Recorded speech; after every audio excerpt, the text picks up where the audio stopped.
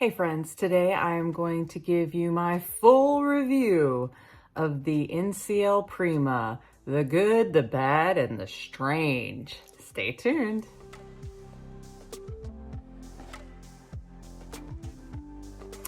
Okay, so as you may or may not know, I recently went on the NCL Prima for a week-long cruise, and I have done a full vlog series on that if you're interested. And I'm going to go over my full review, and let's start with the dislikes. That way we can end on a positive and then strange note. So, dislikes. It was hard to find bathrooms in the main area of the ship. Like when you're out in the public areas, it was really strange trying to find bathrooms. There wasn't like a general rhyme or reason like some of the other cruise ships that I'm used to, so that was kind of a dislike. My next one is that the food service was slow. Everywhere we went, it was super slow, minus the Food Republic.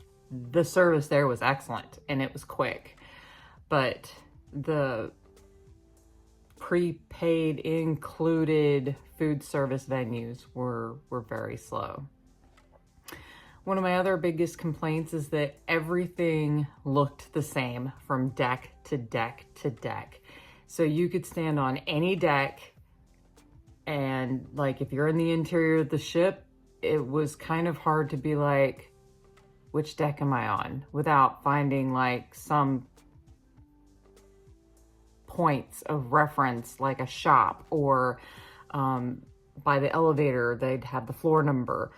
But outside of that, everything just looked the same from every single deck. And it was pretty, but it was kind of a mental blah, blah, blah, blah, if you know what I mean. So if you've been on any other cruise ships, most of them do a pretty good job of like having some artwork, having some color. Floor, something is a little different from floor to floor to help distinguish the floors apart. Not the case here. So be aware of that. There wasn't enough entertainment on the ship that I liked. There was plenty of entertainment throughout the day, but it was hit or miss. So like what I'm talking about is, so I love trivia and I like the game showy things and crafty things and test your knowledge-y kind of things. So some of that's trivia-ish related. But there was only like 2 or 3 trivias a day, and one of them was almost always like super international and super hard. And I don't mind a challenge, but when I feel like a village idiot, that's not fun. And I'm on vacation to have fun. So there was that. Maybe some people like that, but I didn't like that. And I prefer more trivia and more types of trivia. And so there just wasn't a lot of that or a lot of other things. And like sometimes I would fill my day with movies at the pool deck. So they showed movies at the pool deck, but half of the movie screen's blocked by the pool and the pool people using the pool. And then there's no sound for the movie. You have to read the subtitles, and guess what? The subtitles are blocked by the people in the pool. And then they're piping in, you know, party pool music. So yeah, that was the whole thing the whole week. Just trying to find something to do in between, like breakfast, lunch, dinner, a main show. That's another thing too. Like they only had 2 really main shows. They had the Noise Boys, which we did see, and they had the Donna Summers thing. We did not see that. And then they had 2 game shows. They had one that was Deal or No Deal, and they did that a couple of times. And then they had the one night they did The Price is Right. outside of that, that was all the entertainment you got. They did show a random movie in one of the bars that had a big screen. But the problem with that is that it was meant for a bar stage. And so there was like all the music equipment and stuff like around the screen and in front of the screen. So you couldn't clearly see the whole movie. I feel like small adjustments would have made the biggest difference, but I digress. Moving on. So another thing was there was no real quick food to grab in the evening. So once the buffet closes for the night, that's it. Like, you have to go to the local, and the local's food is good, but it's not quick. You can't just pop in, grab something, take it to your room, take it wherever you want. You can't. You just can't do it. They don't like for you to leave there with your stuff. They want you to sit and they want you to stay in like a restaurant. So that was frustrating. The mini golf, while it looked cool, it didn't work. So we'll just wrap that up just like that. It just wasn't working. Like the lights, the fun little things that were supposed to make it engaging just didn't work. So that was not good. Not a whole lot going on after 8 o'clock at night. So unless you want to just do the 1 or 2 places where they were having some like clubbish stuff going on, that was it. Or you went to the local to eat. That was like it. So that was kind of a bummer. I couldn't go like watch a movie. I couldn't like, there was just like nothing. So, you know, if you go to bed early, then you're good to go. Let's see. There is no game room. So on the Royal Caribbean ships, they have a designated room for games, for board games, cards. They have a designated room for that. This ship did not have that. That was like super frustrating because me and my husband like to play chess and we like to play cards and we like to play board games. And there was no like great place to go to do that wasn't in the main atrium that was like slam packed, because mind you, the observation deck was closed for our whole cruise because of an artsy thing that they had going on. So it was, you know, you couldn't get in there. So that might have made a little bit of a difference, but it's not a designated game room either. So there's that. Be mindful of that. Yes, you could go into a bar, but then you're gonna have whatever's going on in the bar, the music, and that's distracting if you're trying to play a game. So anyway, there was no free kid-free zone. This, I think, bugged me the most. Like, I get it. I go onto cruise ships, families go onto cruise ships, and that is fine. Bring your children. It's your vacation. Do you? But as an adult not bringing children, I would like to go to a place where there are no children so I can enjoy my vacation. All the other cruise lines I've been on offer a kid-free zone for free. Not NCL, not on the Prima. Well, maybe on some of their other ships. I don't know. I've not been on their other ships, but on the Prima, it doesn't exist. So they have like the Havana, Haven-y, whatever that was, but you have to pay, and you have to pay a lot to get in there, or you have to book one of the rooms to get in there, which is also a lot. And then there was the spa, that's kid-free, but you're paying a lot to get into that too, or you pay extra for a spa room to get into that. There were no free kid-free zones, no free kid-free pools, no free kid-free hot tubs, none of it. So that was pretty annoying. There was no kid-free like restaurant areas either. So I think that bugged me like the most of all the things. Okay, so the dry slide. So if you watch any of my vlogs, I will tell you that on the dry slide, people get stuck.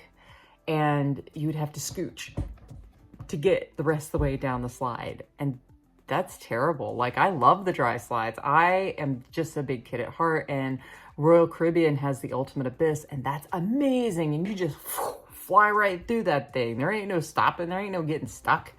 But on the dry slides on the Prima, you're gonna get stuck. So another pet peeve, downer, dislike was the pickleball situation. They had one court, and it felt smaller than a regulation court, and it was in a cage, and the ceiling was low, so if you popped a ball a little high, it would hit the ceiling and get caught up in the rafter stuff. That was annoying. And the whole sports area was just kind of lacking, and I felt like it was more geared towards children and teens, preteens, than it was for any kind of real adult use. So that's all the dislikes. On to the likes. So one of the things that I did actually enjoy was the small venues. It made it more intimate, and it made it easier to see and to hear what was going on. Where some ships have like great big rooms, you can get a bunch of people in them, but then you can't either see everything, or you can't hear everything, or you don't feel like you're a part of everything. So I did like the small venues. The seating throughout the whole ship was super comfortable, super comfortable. I didn't sit my butt in a chair that wasn't nice. So that was really nice. The varieties of food that they offered were phenomenal. They had, for the included food, a very nice variety, and it was all pretty good. Now, I will say there was a little hit or miss with the freshness of the wings in the local. We got them several times through our trip. One time we got them and they were pretty hot and fresh, and they were amazing. The other 3 or 4 times we got them, they were mildly warm enough, but not like super fresh. And then one time we got them and I couldn't eat them because they were cold and kind of ugh. So keep that in mind. Ease of getting alcohol was amazing. Like, we had the free at sea, we had the alcohol package with our free at sea, and a lot of other cruise lines are like real funny about their alcohol packages, and you have to take both cards, or both people have to be present, or you have to wait 5 minutes, or all the rules, right? Not here. So my husband would take his card. He went up to the bar and he was like, hey, I need a drink for me, and I need a drink for my wife, and this is what I want, and this is what she wants. And there was a few times that he got 4 drinks in one trip up to the bar. That was amazing. So there's a big thumbs up. Go-karts. They were fun. They're $15 a person to do a ride. So while I liked it, I wish that it didn't take up so much of the top deck area, but it was fun. You know, if you don't mind, paying to do that, and then it was fun. And I did like them. The carts were pretty nice and the track was cool. The TV options in the room. So it was some of the best darn TV that I have ever experienced at sea on any cruise ship. So big thumbs up there if you like hanging out in your stateroom and watching TV.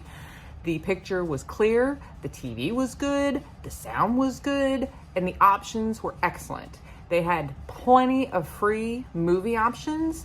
Now, they only had like 20 channels, and I didn't find like the movie stuff until about midweek through our cruise, but they do have like a whole section where you can go in and select movies, and their movie selection was great. And if you don't like what's for free, you can pay to watch the new stuff. So that was pretty cool. I enjoyed that. We watched a few free movies in our room because we had nothing else to do. All right, so room storage. Our stateroom, we had an inside, and I made a video. You should check that out. There was so much storage in our inside stateroom. I overpack. I love to overpack. I live for overpacking.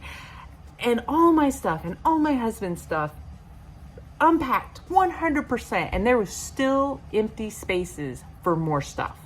Like, and the outlets in the room, perfect. I didn't even need my extra outlet thingy. It was amazing. So I loved the room and I loved the storage in the room. Now, on to the strange things. The lights would flicker or cut out for a second and then cut back on randomly while we were at sea. Multiple times during the week we were at sea. It was so weird. I've been on a few cruise ships now, and that's the first time that's ever happened. So that was like weird. The layout of the ship was also a little strange. Like, so to get to the pool, you had two ways that you could get there. One is you walked through the buffet. And then the other was on the other side of the ship, and you walked through one of the specialty dining restaurants, which was also weird. So if you're dripping wet and in your bathing suit, you're either walking through a specialty restaurant, which I wouldn't like if I was eating at that specialty restaurant, or you have to walk through a crowded buffet. Like, why would anyone do that? That just didn't make any sense. And there was like a couple of other little quirky things too, but I mean, it's just weird. And let's see, the charges for the drinks. So while it was easy to get drinks, on the first day, it was strange. So we went to order our first drinks and we were still at port. So there was the tax thing for being in port. But then that was the only time it happened while we were in the US port. And it looked like initially for the first few drinks before we went out to sea that they were charging us not only for the taxes, but for the drinks themselves. Now, it did like work out and it was fine, but it was weird. I was just like, what's going on? And for someone that was new to NCL, this was kind of like red flaggy and alarming. So I would just say keep it in mind and just kind of watch it and make note of it. It should work itself out throughout the day once they get going. But initially it does look like they are charging you for the drinks, but that wasn't a problem for us. So the last strange thing was in the stateroom. And that was that the bathroom door would not stay open unless we jerry-rigged it open. And I think it was kind of a purposeful design thing. As we stayed there for the week, we learned that when we would jerry-rig the door open, because the bathroom would get warm, and when I'm trying to like do makeup or my hair or whatever, like it wasn't comfortable, so we would leave the door open to help get some of the cool air in.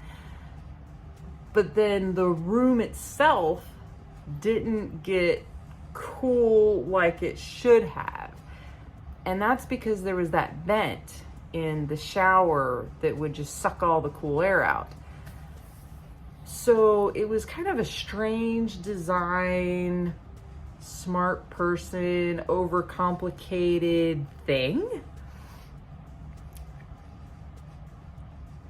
I don't know what else to say. It was just weird, you know, like we worked it out. It was fine, but it was weird. It's just weird thing. That's it. That's my whole list of everything good and not so good and just weird during our NCL Prima trip. I personally will not be seeking out an NCL cruise. Now, if something comes up and I want to do like a group cruise, or they only service like Hawaii, for instance, they do around Hawaii, and that's something I want to do, I would get back on an NCL ship for something like that. But as far as my go-to cruise line, NCL will not be it. I don't know which cruise line will be our go-to cruise line at this point.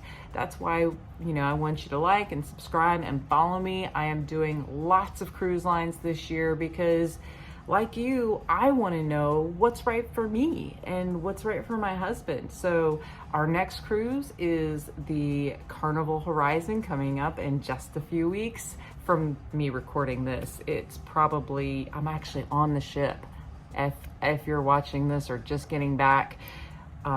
So you'll get to see all that information as that comes out. I've got a cruise coming up with MSC. I've got a cruise coming up with Virgin. I've got a cruise coming up with Disney. It'll be our second Disney. And then we also have another Royal Caribbean cruise, and that will be our third Royal Caribbean cruise. So we're really excited about all this great stuff that we've got going on this year. So follow along. If you have any questions, please drop me a comment in the comment box below. I'm here to help. There was lots of little nuances and stuff to the Prima. So if there's something you would like to know prior to your trip, or you just want to chat with me about your thoughts and feelings about the Prima, what did you love? What did you not love? If you've been on the Prima, and if you're an NCL hardcore lover, what ship would you recommend that I give NCL another try on? I am not dead set against NCL. I would consider another NCL trip. If enough of you tell me the best ship NCL has to offer, I might give her a shot. So until the next time, guys, shake a tail feather.